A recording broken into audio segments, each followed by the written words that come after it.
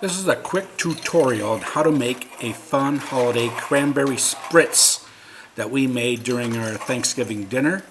My soon-to-be daughter-in-law, Alyssa, is the cocktail maker here, and we filled up the glass with ice, and now we're headed over to make the cocktail.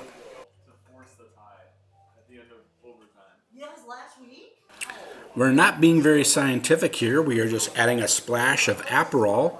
I believe it's an apple-based liqueur. Don't trust me on that, but look it up. But Aperol, you see the label. So a little splash of that in the glass, and then she uses some Prosecco, a little sparkling, bubbling, whatever Prosecco is. Sort of fun. A little bit of that.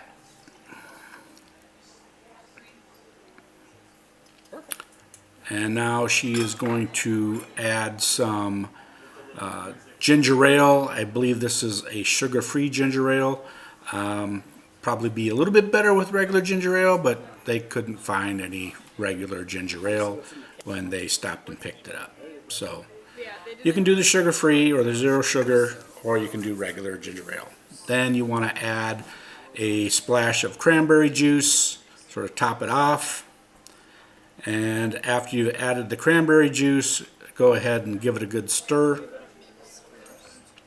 And then all that's left is to garnish the drink. And you're going to garnish the drink with an orange slice, thyme, and a few cranberries, just for a little festive look to it.